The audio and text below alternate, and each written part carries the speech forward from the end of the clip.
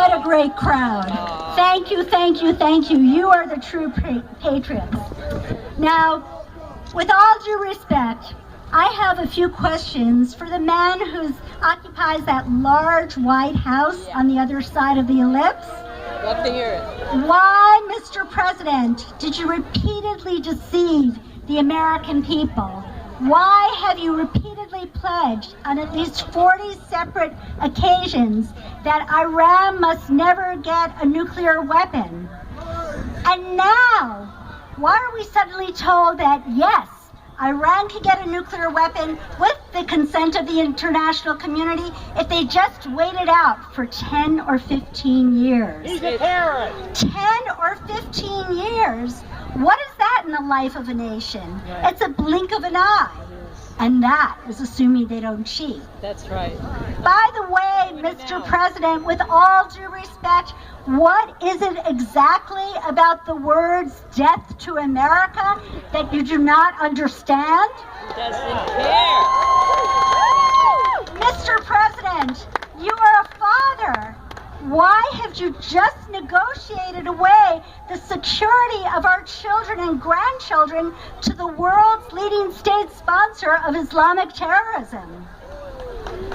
What makes you believe, Mr. President, that the Iranians have any intention whatsoever of keeping their word when Qasem Soleimani, who probably has more American blood on his hands than any other person on the face of the planet, has already violated the deal by traveling to Russia to negotiate the sale of the S-300s.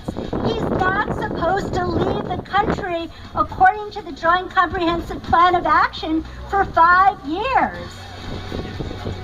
Why, Mr. President, is it the White House and the Democrats, why are they trying to filibuster a vote? Is it because you know that more than 2 out of every 3 Americans are against this deal?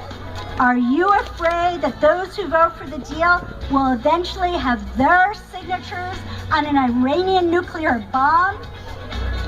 Why are you trying to conceal from the congressional oversight the side deals signed between the IAEA and the Islamic Republic of Iran?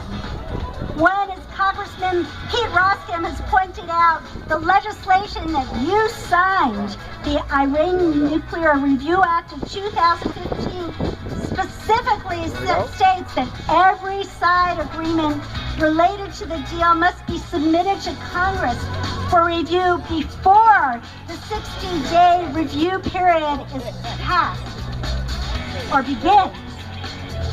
Why, Mr. President, did you undermine the beauty and the wisdom of the founders and the framers of the Constitution when they said that any treaty deserves 2/3 of the Senate to approve it? That's right. There is no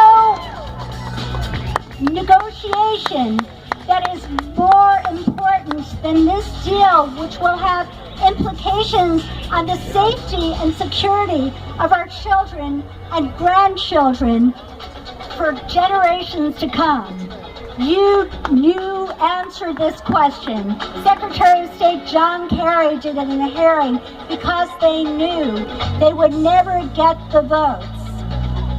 And that's because the American people have more wisdom in the little fingernails of their pinkies than you and your administration do in your entire collective body. As Sir Winston Churchill once said, you have before you the choice of war or dishonor. You have chosen dishonor, and we will get war.